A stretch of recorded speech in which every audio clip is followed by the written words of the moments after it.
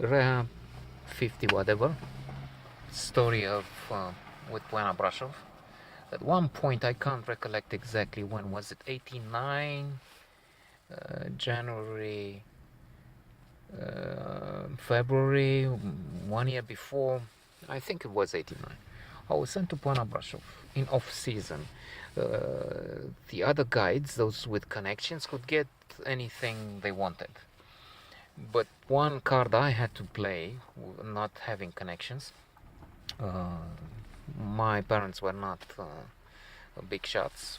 One was an orca, the other a technician, so nothing, no. They were in that category of all animals are equal. Some animals were more equal, are more equal in this society, as Giorgio very well said in Animal Farm. But we were not in the more equal part, uh, grouping. So I had to play the card of being available, as I interrupted 2 years my studies in university, whenever they wanted. The other guides were still doing their studies, and they would go in the periods of holidays, winter holiday, summer holiday, but they were not free to go generally in other periods. That happened sometimes, but for a week or two, and they needed somebody for a continuous to cover and take care of the skiers for a longer period. So they found me. I went there. They, as usual, it was good. I had a place, food. Income was not too great. You couldn't get to do any special trips. You couldn't. That it wasn't very lucrative, but still, it was Poiana Brasov, and an opportunity. But for a while, they sent me in the coldest room you've ever experienced. There was something wrong, not just with the heating system there or something, the radiators, whatever. But this was somewhere close to the basement on the north side, near the moss and the dump, and uh, our water was infiltrating. I don't know, there was a combination of factors which was terrible, terrible, terrible. And to top it all off, it was an apartment, and they sent me with a woman. It sounds interesting, isn't it? Only that woman was the witch of the Wizard of Oz, or I don't know. That she was not just terrible in the way she looked. I have to close my eyes because the image would just blow me away.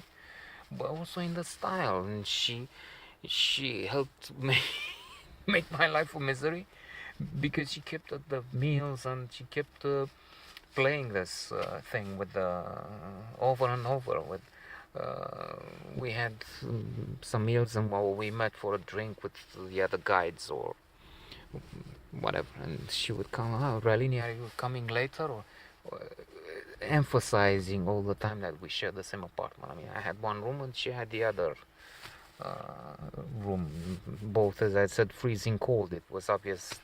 Even if she was Aphrodite's, you would be frozen stiff. You wouldn't do anything with her. I'm just kidding. With Aphrodite's, you would do, of course, much more. But terrible, terrible. That worked after a while. Somehow I shared the room with Mihai Bombac at one stage, an amazing philanderer. But however, the major thing which happened, well, there were a few. One, let me just say this: I saw quite a few girls. With one, in fact, I even had sex in a sauna because it was crazy and vicious and how do you call that? Pathetic. When you have an obsessive compulsive, and you call it also when somebody has when he's cruel, masochistic, deviation. Anyway, deviated.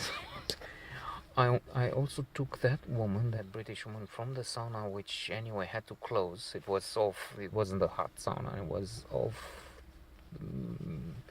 opening time. It was closing, in the closing period. In the evening, nobody was going anywhere near.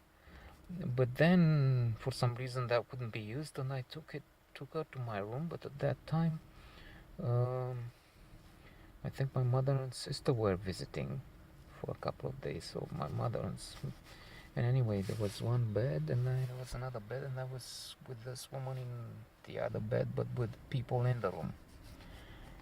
Sick, huh? Isn't it? Anyway, that was one moment, but then I saw this other girl. I don't think I can see her, imagine her now, but I know she was gorgeous. She was wonderful, and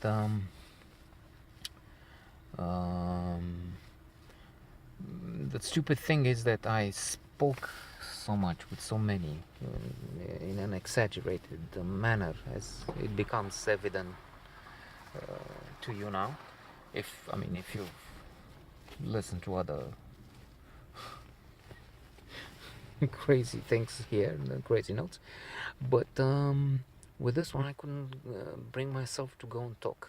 I often after that reproached myself for being so silly, so timid. For many years I've been a shy individual, and that's probably why I compensated after appearing with an exaggerated brusqueness and insistence and